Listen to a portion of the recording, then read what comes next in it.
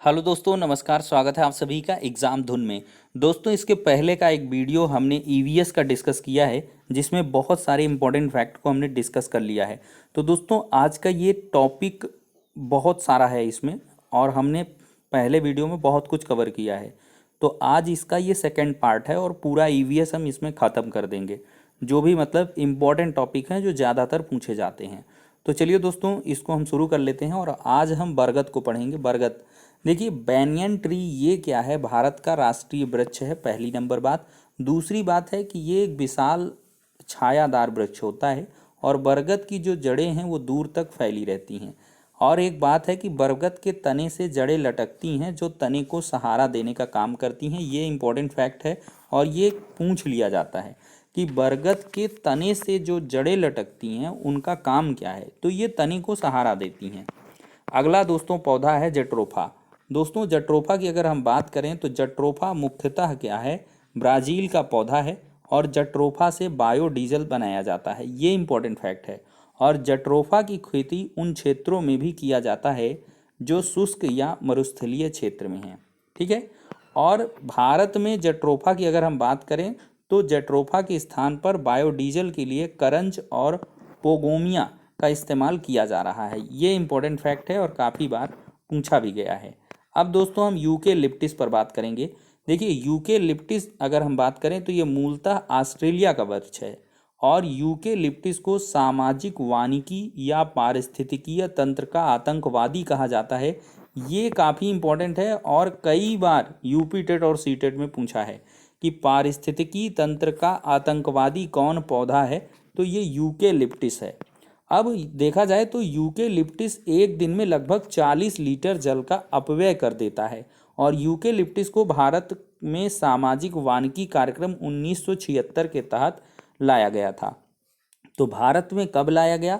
1976 में, और सामाजिक वानिकी के तहत ये भारत में दोस्तों आया हुआ था। अब दोस्तों अगला पौधा है क्रोटन। देखिए, क्रोटन को जल का प्राकृतिक सूचक माना जाता है। क्या है ये? जल का प्राकृतिक सूचक।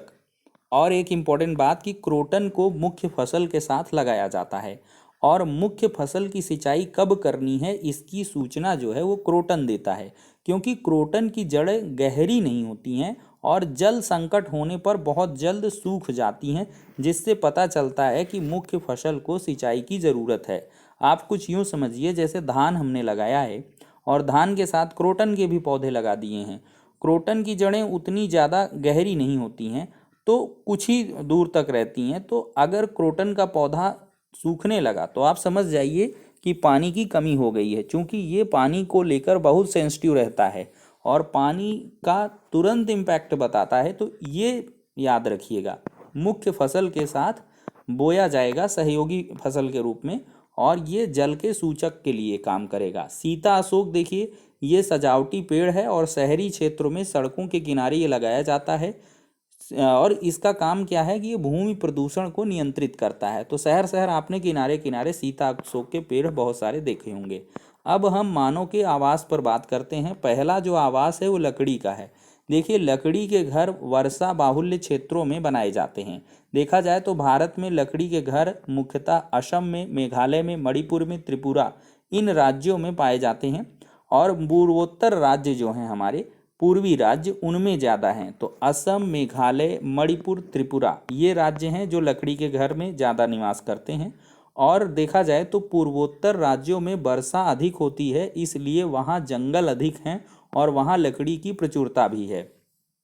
अब देखा जाए तो लकड़ी के जो घर हैं वो ढाल युक्त क्षेत्रों में 10 से 12 फीट की ऊंचाई पर बनाए जाते हैं।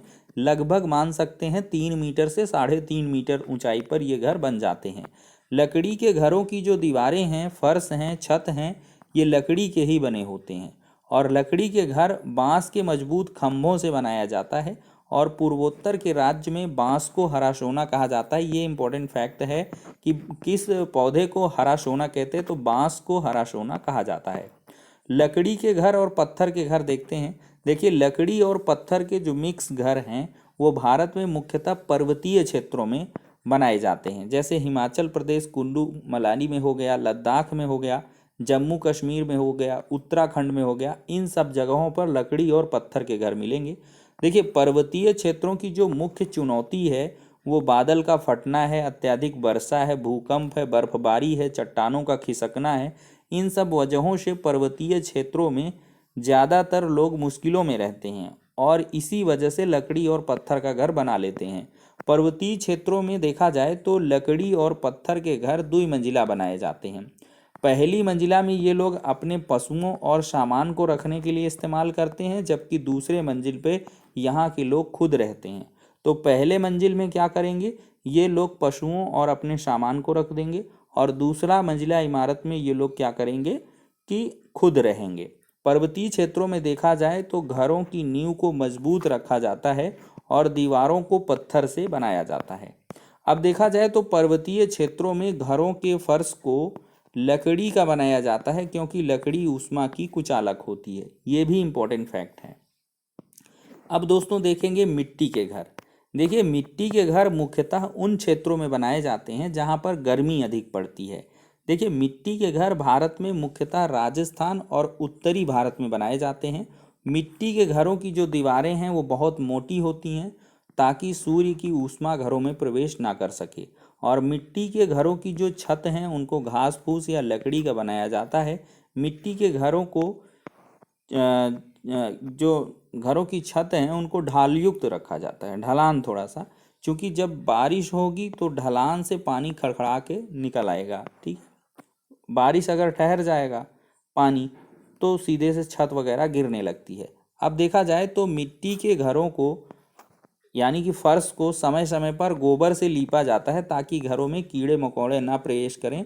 ये इम्पोर्टेंट फैक्ट है कि घरों को देखा जाए तो गोबर एक तरीके से कीटाणुनाशक का काम करता है और इसी वजह से घरों को गोबर से लीपते हैं। मिट्टी के घरों की जो दीवारें हैं उनको समय समय पर मिट्टी और गोबर से भी लीपा जाता है ताकि जो है दीवारें मजबूत बनी रहें। अब बर्फ़ के घर कहाँ मिलते हैं, तो ध्रुवीय जो क्षेत्र हैं वहाँ पे बर्फ़ के घर बनाए जाते हैं और बर्फ़ के घर को इग्लू कहते हैं। ये इम्पोर्टेंट पॉइंट है।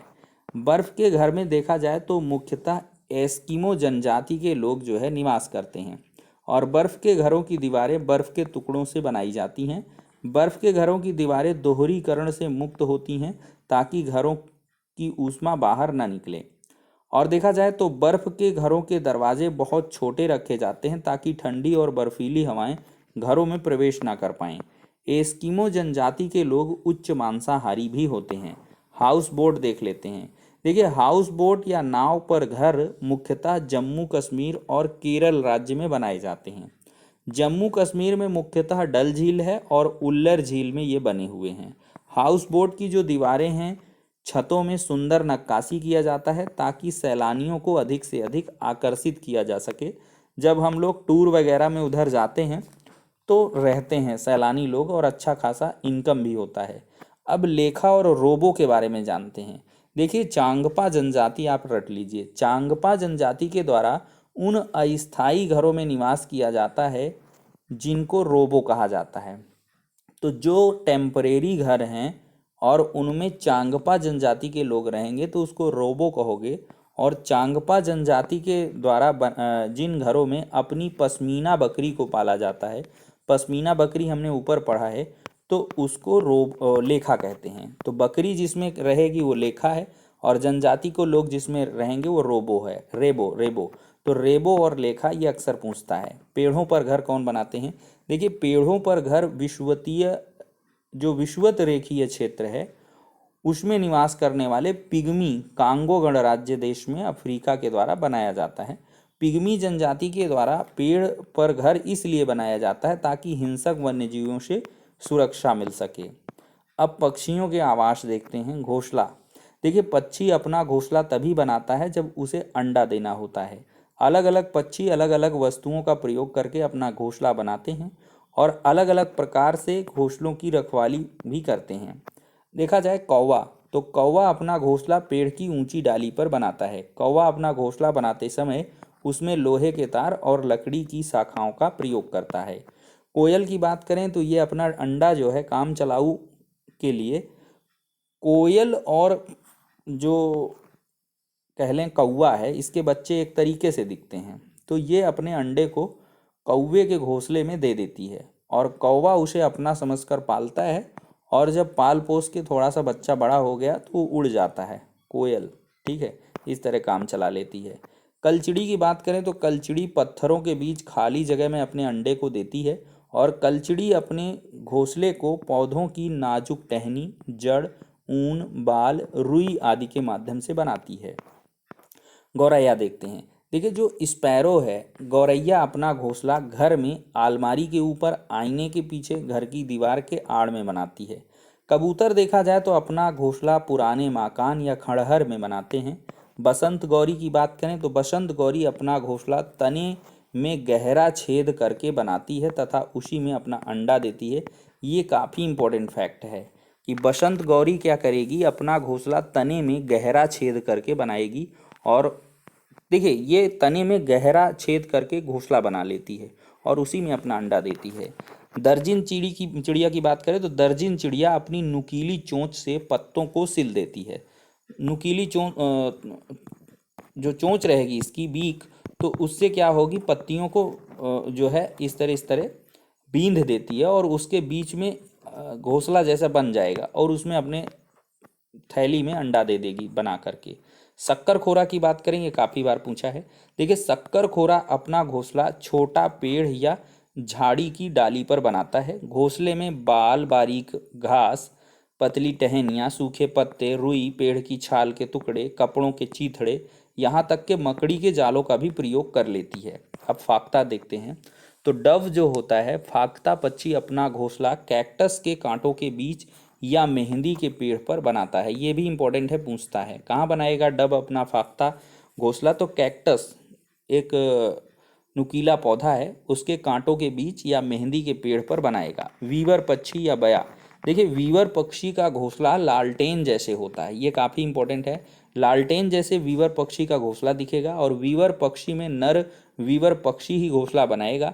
नर वीवर पक्षी कई सारे घोंसला बनाता है और मादा वीवर पक्षी उनमें से जिसको पसंद करती है उसी घोंसले में अंडा देती है।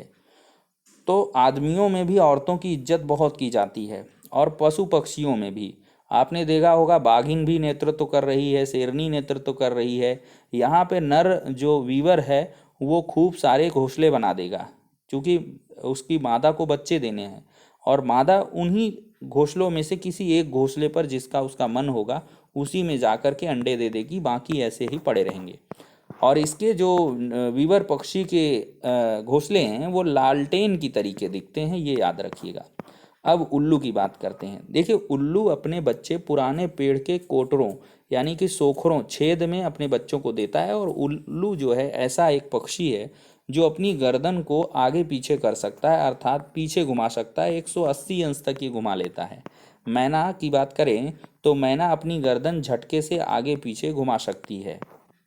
चील, बाज या गिद्ध की बात करें तो ये अपना घोंसला सबसे ऊंचे पेड़ की सबसे ऊंची डाल पर बनाते हैं। एक खासियत है, सबसे ऊंचा पेड़ चुनेंगे और उसकी सबसे ऊंची डाल पे अपना घोंसला बनाएंगे।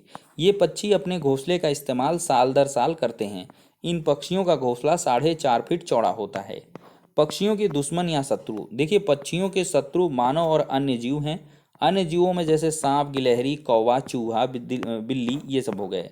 डोडो पक्षी, देखिए यह पक्षी मॉरीशस में पाया जाता है और यह पक्षी वर्तमान में विलुप्त हो गया है। मच्छर की बात करते हैं। देखिए, मच्छर मनुष्य को शरीर की गंध और पैरों के तलवे की गंध और शरीर की गर्मी से पहचान लेता है। और मलेरिया रोग का जो वाहक है वो मादा एनाफिलीज मच्छर है। इसी के काटने से मलेरिया रोग फैलता है और मच्छर पानी में अंडे देता है और इन्हें लार्वा कहते हैं, और इनमें बार बार ठंड लगकर बुखार आ जाता है। अगर मादा एनाफिलीज मच्छर ने काट लिया तो आपको बुखार आएगा और ठंड लग के बुखार आएगा। मच्छर से मलेरिया, डेंगू, चिकनगुनिया ये सब रोग होते हैं। मलेरिया के परजीवी का जो वाहक है मादा एनाफिलीज मच्छर काटने पर मलेरिया के परजीवी लाल रक्त कणिकाओं में प्रवेश कर जाते हैं। मलेरिया की दवा अगर खार देखा जाए तो ये सिनकोना के पेड़ के छाल से बनाई जाती है। काफ़ी इंपॉर्टेंट फैक्ट है, सैकड़ों बार प्रतियोगी परीक्षा में पूछता है। सिनकोना पेड़ की छाल से क्या यूज होता है, तो मलेरिया की दवा बनती है।